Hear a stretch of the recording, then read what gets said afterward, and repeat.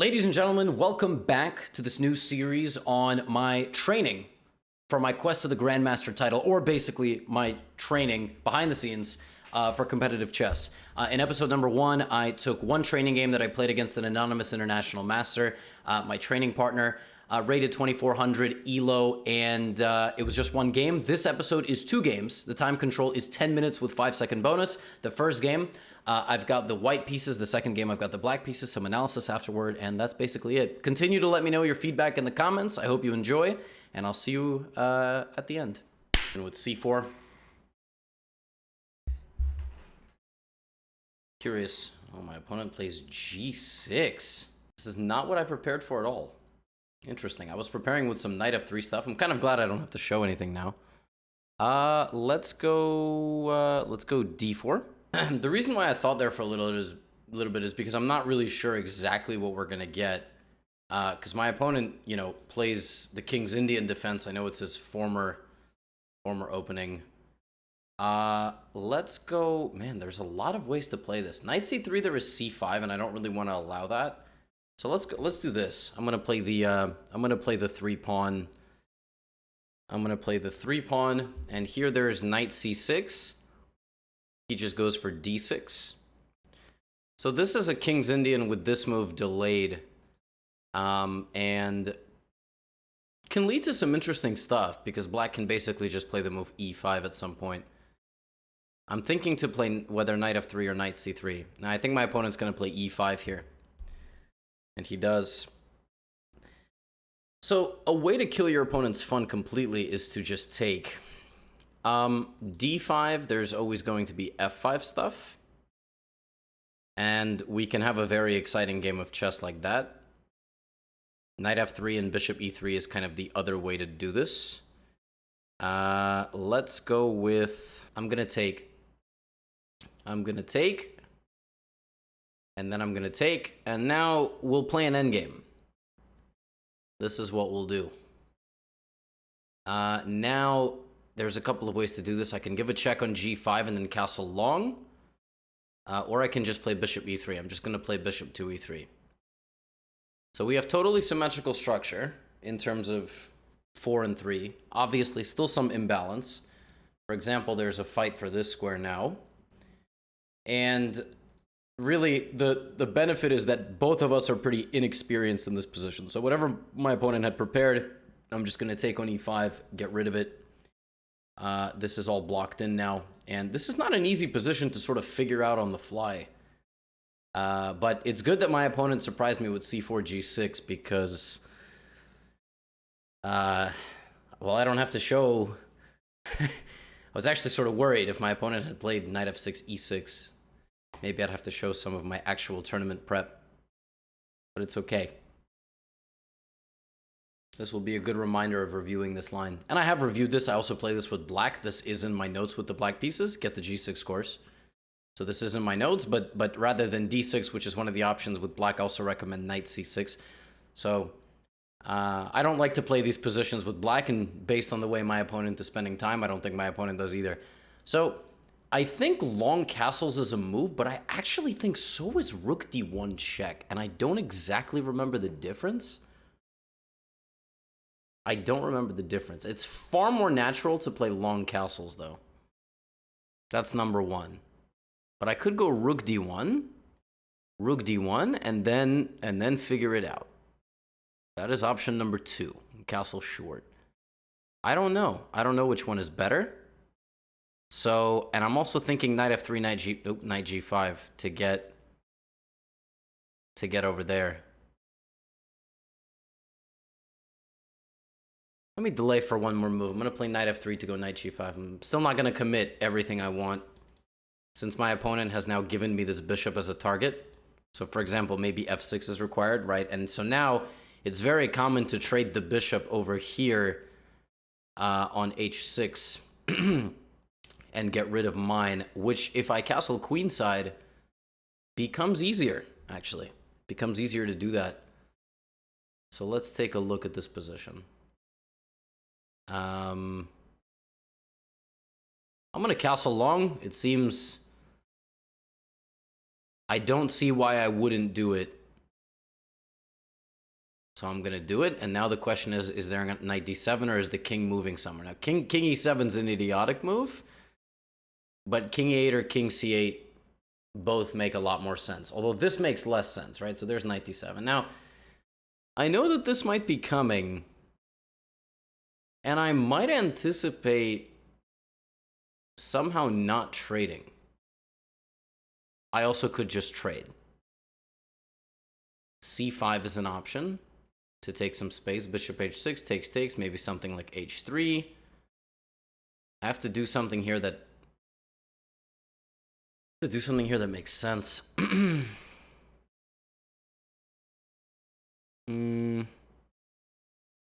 Let's start with this move to just cover g4. Now, of course, bishop h6 is coming. Or h5. No, probably just bishop h6. Probably just bishop h6.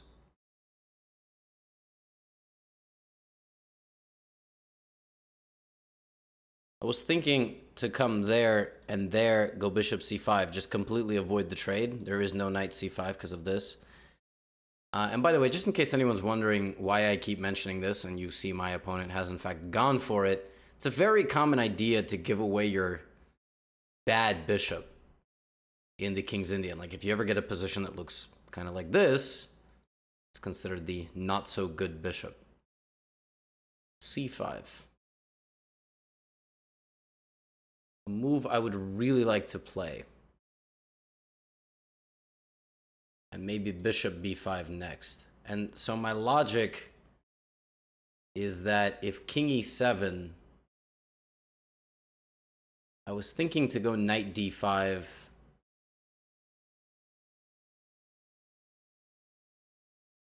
Bishop d5, rook d5. That doesn't look great. So maybe on king e7 I'll go b4. And then on something like this, or maybe king e7, knight b5. This is interesting. So now I have that, and I really want to go knight d2. Knight c5, knight b3, discover check. The knight has to come back to d7. There is also an option to just play b4. There is also rook d6, and then king e7, and then b4. Let's go b4. Just to take a little bit more of a bind over there on the queen side. I don't actually know if it's accomplishing a whole lot, but I anticipate king c7, and then I have to be a little careful with...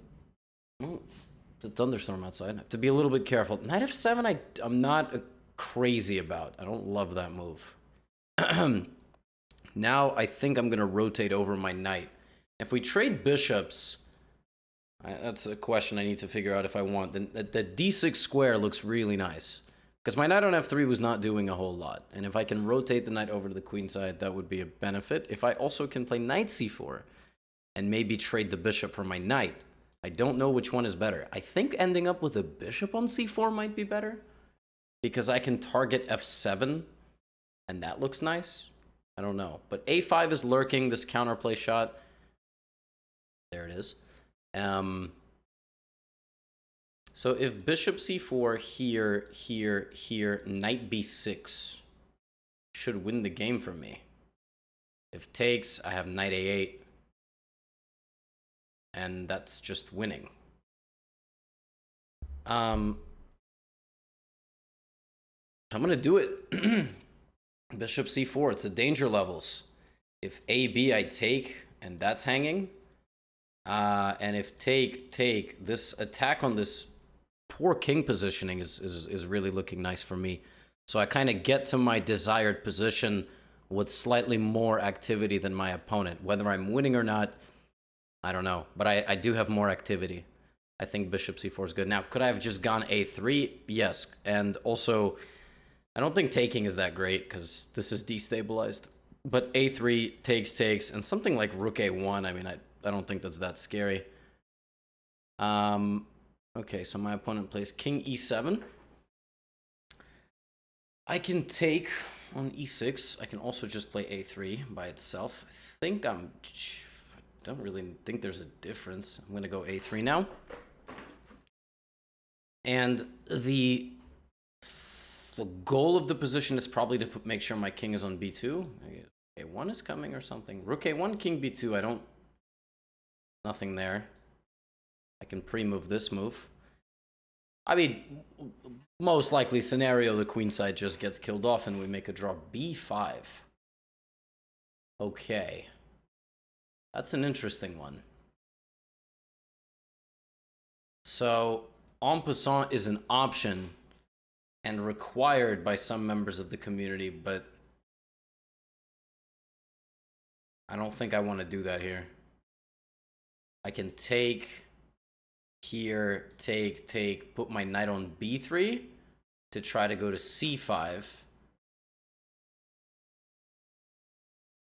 Knight d6, knight c5. I mean, that just doesn't, that just looks like I'm just going to take on e6. It does not strike me as making much sense.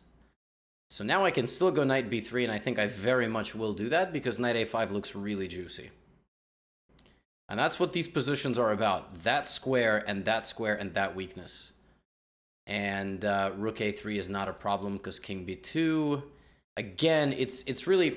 My opponent simplified, but in a way that they remain very passive, and even moves like f5, which liberates some squares, open up things for me. And sometimes when you get into these positions, it's really, really difficult to untangle. And so the space advantage begins encroaching on your safety. Because I control these important squares deep in your position, it'll allow certain tactics, like for example, doubling of my rook and maybe even sacrificing my rook on d6 in the future to check the king, win that pawn, and win that pawn. Because if I end up with knight and 2 versus rook, and these pawns are gone, knight and 2 versus rook is going to probably be a win for the knight and the 2 pawns. Just because the rook will not be able to be fast enough to save everything. So right now I'm feeling pretty confident with knight a5. I think my opponent kind of rushed the simplification, and I don't see any way of creating counterplay at all. Like literally at all. Because I don't really know what you do. You could just be very stubborn and play rook c8 and not let me do much, but I'm going to very slowly play king b2, double up, maybe even wrap around the knight to d6. And there it is. Yeah, so f5 is probably kind of forced. Okay, and now... Okay, so knight a5 is there knight c5. It's never too late to blunder something, right? So knight a5, knight c5. Let's see, king b2 is an option, rook e1 is an option, taking on f5, and then my opponent's going to take back with the pawn is an option, but that opens up the rook. I don't know if I like that very much. I can still just play rook e1. It doesn't change much about the position.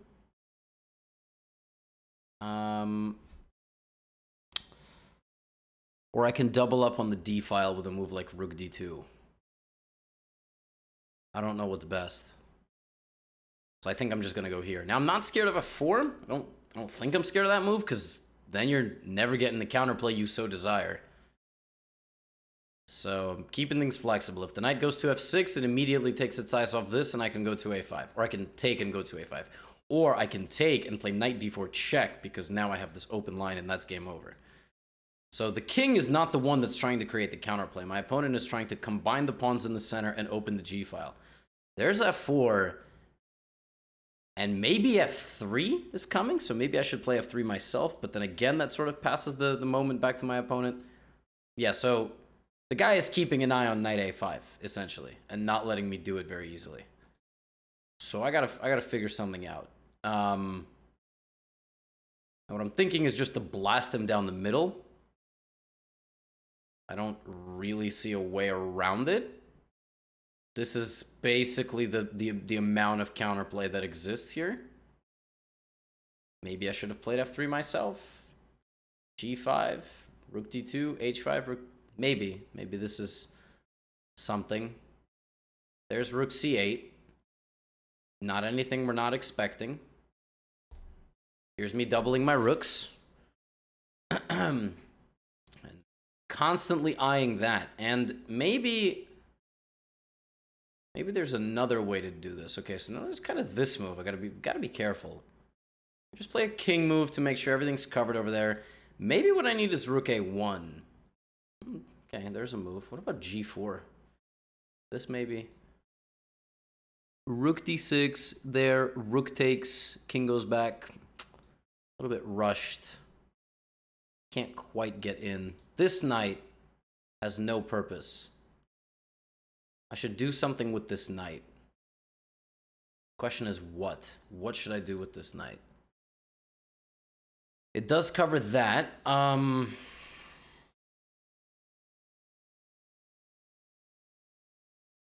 Let's think.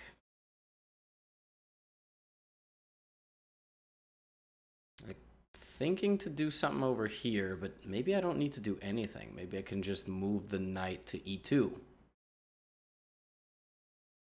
Maybe rook c1, knight a5. But knight a5 carries a lot less of a punch if I can't actually take this pawn. So opponent has done a decent job.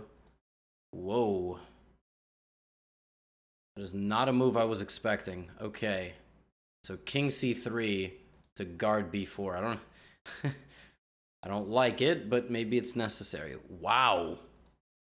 Who's attacking who? Well, here's f3. I gotta guard that. I don't think this is good. Whoa. This looks a bit dangerous. How about g4? How about g4? En passant, knight g3 with the intention to go there. I mean, I don't know. And if everything shuts down, then it really just comes down to the d file. What a weird position. I don't know what's happening. g4 is a weird looking move. I still feel like I'm totally for choice here, but unfortunately I can't get in anywhere. I still need to move this knight somewhere useful. If I can do that, I'm probably in good shape. Wind is going completely insane outside. Opponent shuts it down. I'm actually going to interrupt the live game for practical reasons. Why? Well, the game went on for about 15 more minutes. I don't want to waste your time because there was a lot of shuffling back and forth. We both were playing on the bonus time and we got into a time trouble. So what I'm going to do is shorten it for you so you have enough time to watch the second game and not get bored. Basically, this game is now all about me getting into d6. And if my opponent basically doesn't take ever and just defends, it's impossible to break through. This is just impossible unless I sacrifice something. And for some reason, he decided to take on d6. I took on d6 with the pawn and put my knight on c5. And at this point after d7, it's instructive that when he sacrifices the knight for the pawn, because otherwise there would be knight c6 and I would be winning. When he takes, it's very important to take with the knight. Why? Because you need more friends. If you simplify into two knights versus the rook is too strong and the knights are too slow.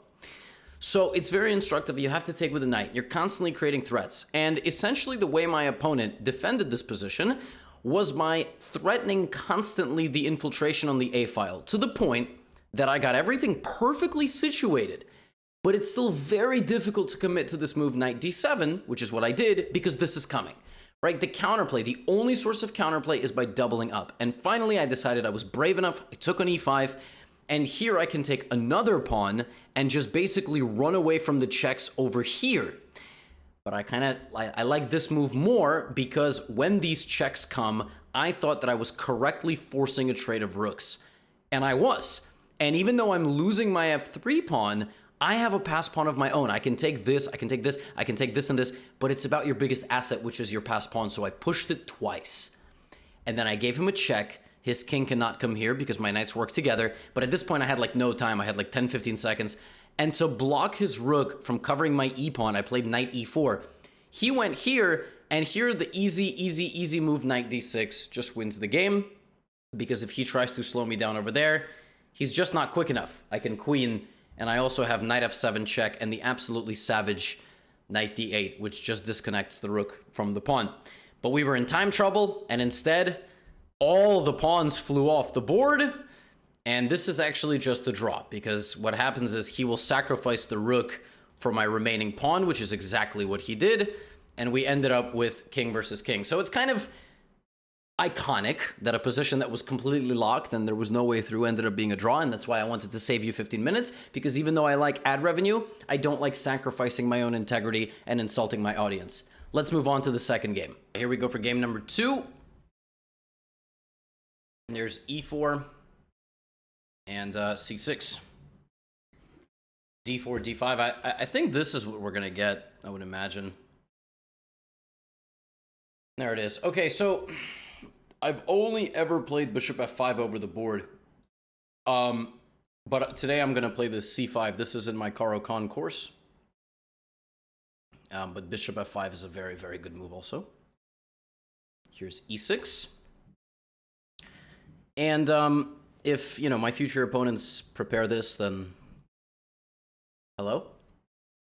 a3. That is the main line. And then here you take on c5. And a3 serves a couple of purposes, but really the main purpose is b4. The other purpose is it's a flexible move. So, you know, you would think, okay, my opponent goes b4 right away. I think that's a move. I don't exactly remember what to do there, but... So, bishop c5, like knight f3 and queen g4 are two moves you also would like to play in these positions, but b4 immediately... I wonder, can I play bishop e7? I know there's bishop b6 lines, but I really want to go here and then play like a5. I want to get really imbalanced.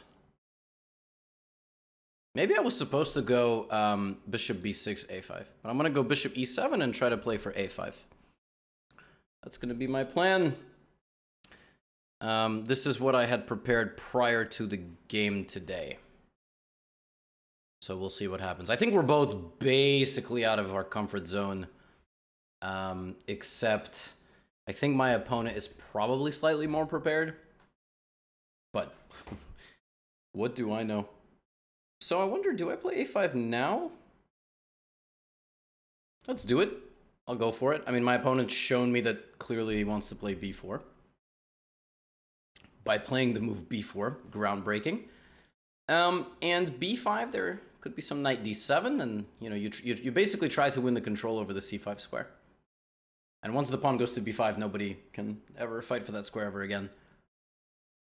So there's like knight d7 and f6 ideas. I'm going to play knight d7. Maybe queen c7 to go for this pawn as well, and then maybe f6. There's also knight h6, like this. I've never had this position in my life.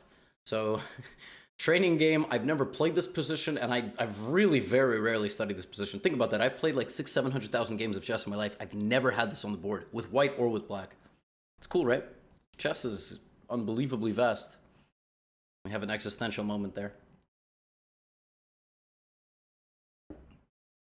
That's generally the idea of this position now. Bishop d3 is very standard.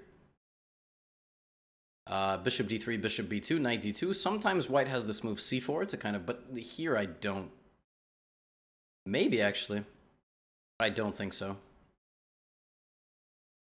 It's really going to be interesting what the dynamics of the queen side are. Okay, so there's bishop d3. So I'm thinking to just play this right away. I'm also thinking to throw in queen c7, but then of course there's going to be bishop b2. And I'm not sure if I'm happy there. Although queen c7, bishop b2, like knight h6 to go knight g4, that could be a bit slow. Maybe f6 right away is better if castle's just fe5 and I'm in good shape. If f6 here, maybe bishop f6. Okay, I'm going to play f6. My immediate idea. Obviously is nothing on h5. Knight d4 looks scary to attack my e6 pawn, but knight takes pawn on e5, defends. So that's nothing scary. And bishop b2 I just don't fully believe in. But maybe it's not the world's dumbest move. Then again, I don't know. Okay, well, there it is. So basically, my opponent's idea is to take on e5 and have queen h5 as an option. Whereas I would probably like to put more pressure on this pawn and make him take me. And then after queen c7, probably my opponent will play queen e2. So, I don't know. Here. I can just go knight f6. Stop queen h5. doesn't look so bad. So here, if I take bishop takes, this is hanging, and so is queen h5 check. In that position, I can play knight f6. I can also maybe play bishop f6, queen h5, g6. Bishop g6, h g6, queen g6. I can just go king f8 and I'm good. So take, bishop f6. Really? I mean, that looks good for me, huh? I don't think bishop e5 first makes much sense.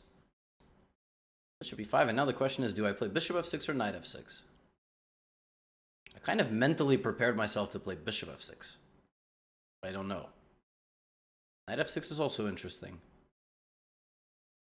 Knight f6 prevents queen h5 and prepares castling. So something like knight f6, short castle, short castle.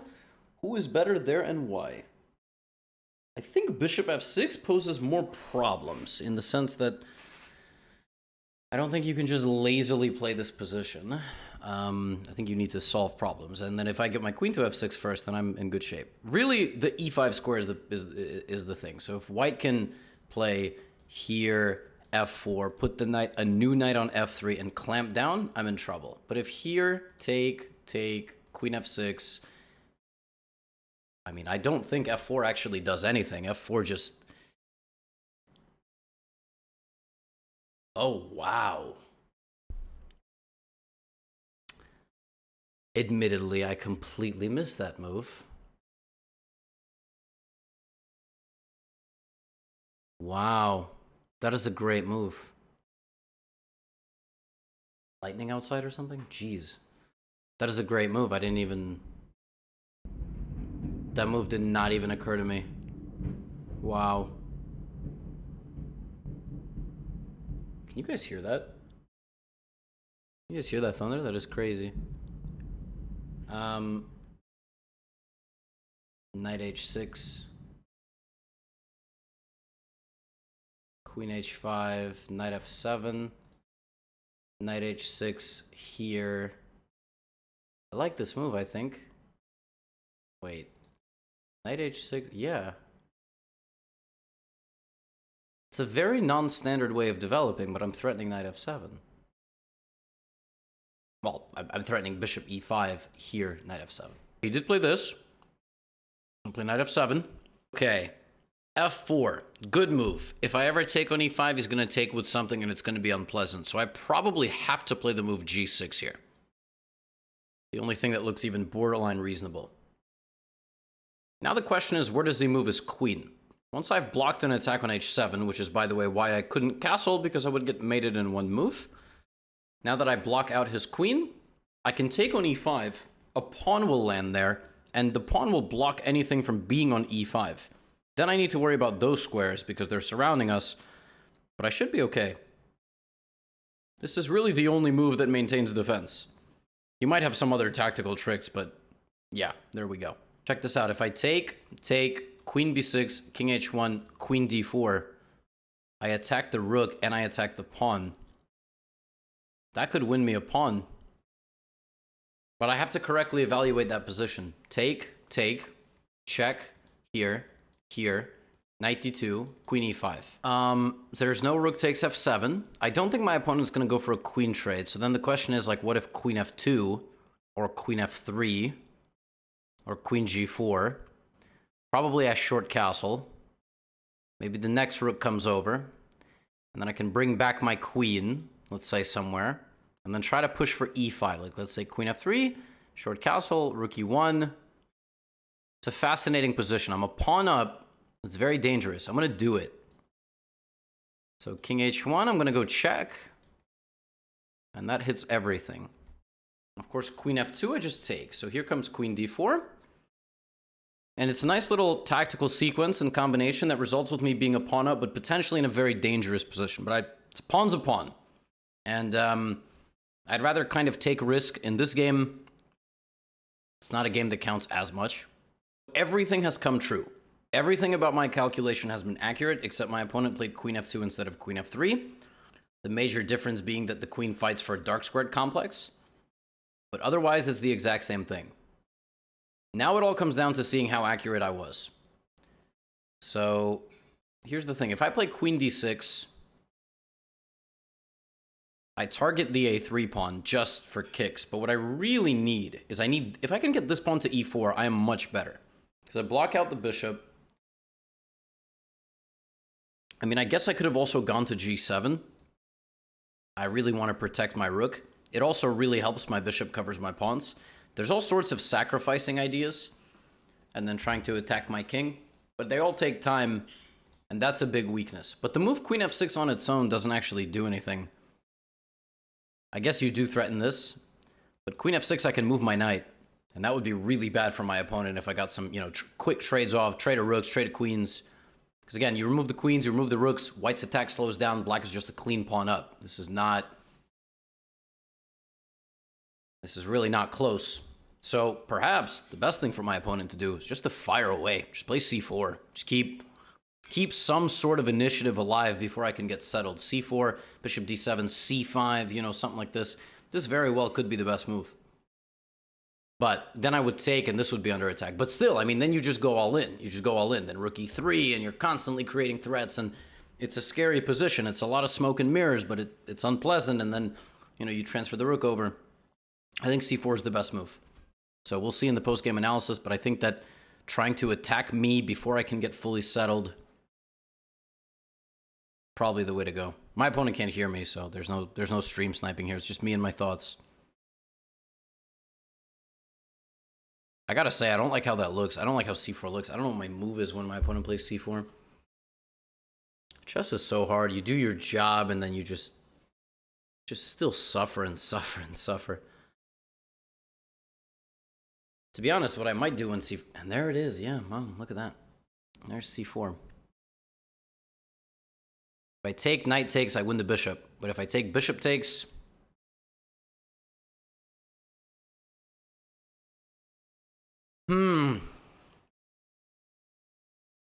Part of me wants to absorb the pressure, like this. But I don't know how practical that is. Trying to absorb it, because it doesn't look very pleasant. Another option is to just play b6 and not allow c5, but also not really back down, Not much has changed in the position. So I think but b6 does give his queen a target, which I'm not super thrilled about. I'm going to go b6, though. I want to also try to keep clock pressure. We are up 2 minutes. If pawn takes, that only helps me, because I get my bishop into the game. My queen then connects on the 6th rank. At least that's what I think.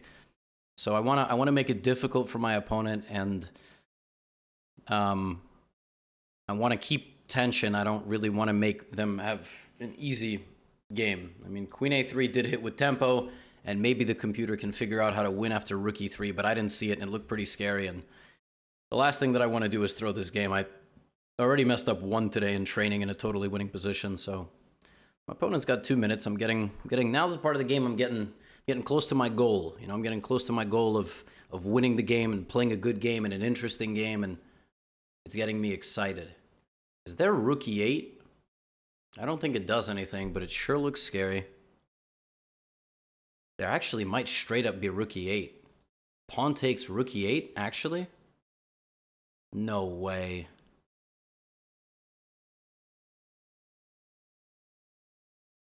And I have bishop e6.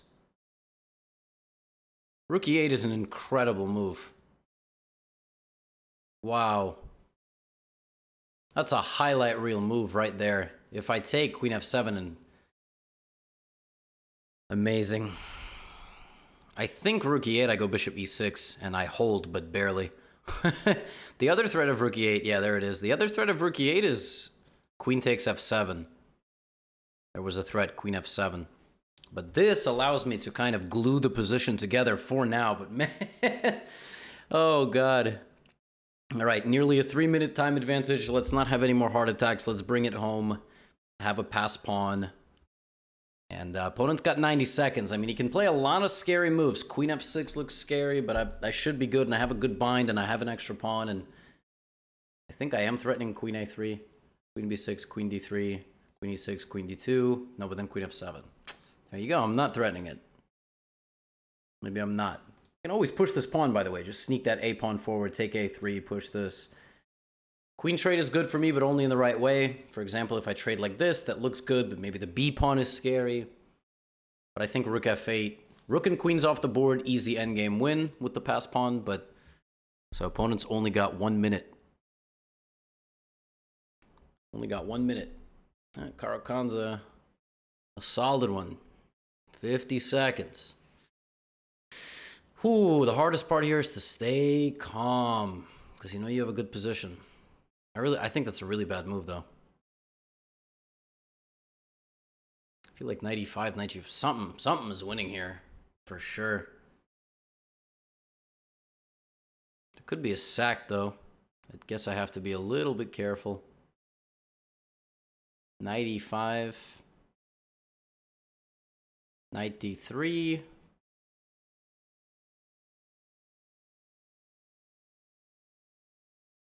Knight e5, rook e1 is surprisingly not simple.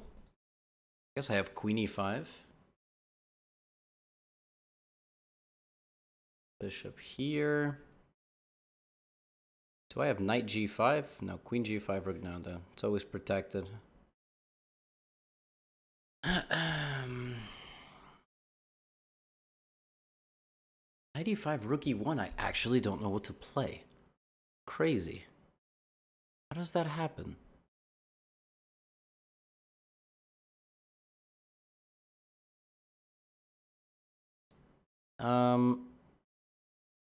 Think. Bishop f5? Oh, bishop f5. Queen d6, knight d6. Oh. Oh.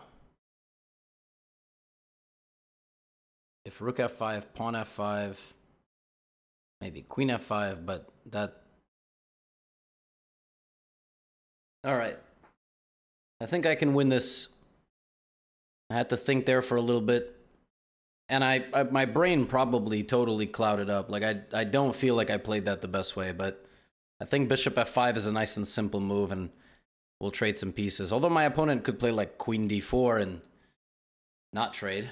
Well, not okay. That is desperate times call for desperate measures.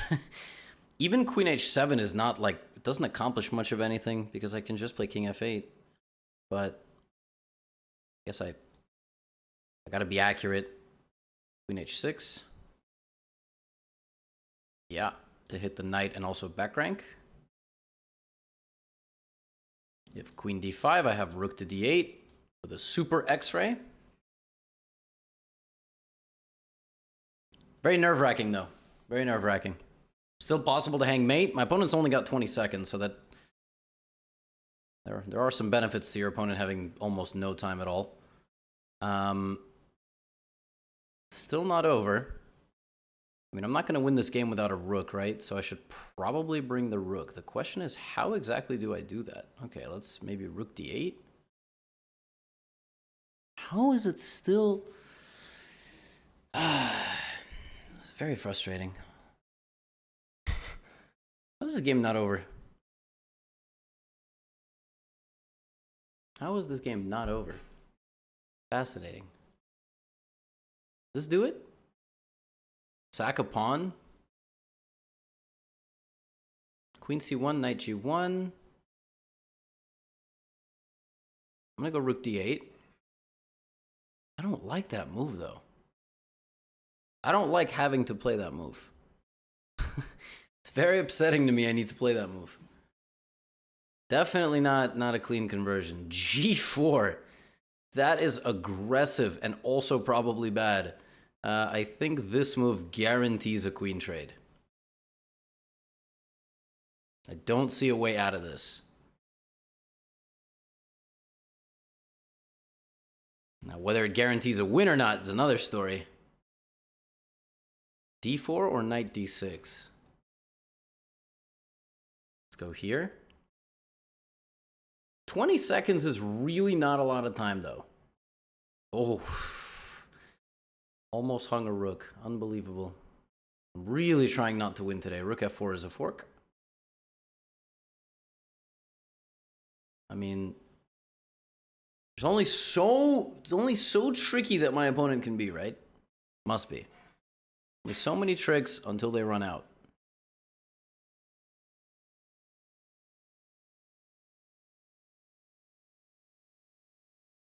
Knight c6. Interesting. This is just the free pawn. Guess that's a problem. All right, let's go king g7. Attacking the bishop, and we can use the bishop as a target, like with rook f3, for example. That picks up a3, at least. Opponent just resigns. But I'm not... I was kind of unsatisfactory resignation, but... Alright, I'll take it. Okay, so let's quickly analyze this one. Caro Kann, not surprising, my favorite opening, and I played it in the last training. And this time my opponent doesn't go knight c3, he plays e5. Now, I play bishop f5, and I probably play it 95% of my over-the-board tournament games. But for this game specifically, I took a look at the move c5, because obviously it's in the Caro Kann course, and I wanted to play something and actually, in many ways, show its practicality. This is an anonymous international master who I'm playing, and I played e6, and you kind of give away your c-pawn to destabilize white center. Opponent plays critical line, and now I play what's in the course. There also is the move bishop b6 here. There's also the move queen g4. Wesley So has played this against Magnus Carlsen. There is knight f3, bishop d3, and there's also lines without a3, like, for example, here. So he does this, and I kind of improvised, to be perfectly honest with you. I don't remember the last time that I looked at bishop e7, but I told myself before we sat down to play this that if we got this, I would play this and go for a5. Now, I did everything correctly. Everything is right until this moment. Right here, the best move for black and the move in the course, which this is why you need to study your openings, is not to take. This relieves the pressure in the center far too quickly and allows my opponent to open up with threats. It's knight h6 first. I'm supposed to play this move first, because then if pawn takes f6, I am ready to recapture this with the bishop and fight for the e5 square and this diagonal, which is why this is how you study your openings. Because what ended up happening in this game with castles, I knew I was in trouble here. I can't take because of this, and then I had to find knight h6 over the board. And by the way, knight h6 is basically the only move that does not land white in a black in a terrible position. Knight h6, and then this knight back to f7. Very tricky little maneuver. And the game gets really strange right here because I can take, and play it slow by just like short castle, for example. But if I wait, this is way too strong. And my opponent will use the squares around that pawn to get his knight, his queen, and everything. I basically have to call his bluff by giving him a check, by going here, and by taking. And it's everything I calculated in the game, literally to a T. We got to this position. Now, I said during the game I would be willing to bet computer thinks c4 is the best move. And on a low depth, it actually thinks that I can take on a3. I don't know if I can do this because I was very worried about something like this. But the computer does not seem afraid at all and just goes knight h6 and tries to trade some pieces. But turns out that I can take on a3, and maybe in a classical game I would. But what ends up happening in this game, rook e8 is actually very flashy, but very bad. Why is it bad? It's better for my opponent to play a move like this and keep the tension, keep the pressure. Rooks are strong, bishop is strong, and now the knight is going to, mobilize as well. Maybe rook into f6, and I'm in trouble. But my opponent goes for the flashy, beautiful move. Very much in my style, I would play a move like rook e8. But the problem is that once this appears, we trade everything. And the rest of this game, I have to tell you, is really fascinating because you could tell during the game I wasn't confident, right? Can you tell? Have you made it this far in the video? Are you here with me right now? I appreciate you very much. When I played this move, realizing we can trade all these pieces, I was not so sure it was the best move, right? And it is. It's one of the top 2 engine moves. Then in this position, I told you that I can allow him to take and go here. Like I can go here, here, here. And I'm safe. There's no checks. But I didn't do it. I didn't do it. I didn't fully believe in myself. So I did this instead and played very passively. And then here, the only way to trade the queens by force was also correct, but I was still kind of hesitant. And even all the way here, I wasn't sure. I was even not sure when my opponent resigned. And you know what the craziest thing is? I played all the best moves. King g7 here, top engine move. Rook f3 here, top engine move.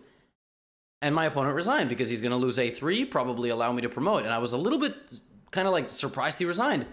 That just goes to show you I got to play with a little bit more confidence. That's a me thing. That's just what I learned from this game. Opening was quite good. That's how you learn your openings, right here. Now next time I know I'm going to play knight h6 in that position, or next time, I'm going to go back and review maybe not bishop to e7, but maybe bishop to b6. I'm going to review some of my lines and sharpen everything up and make sure everything is good to go for the next time we have a training. I hope you enjoyed. Please do continue to let me know your feedback in the comments, and I'll see you in the next episode. Peace out. Get out of here.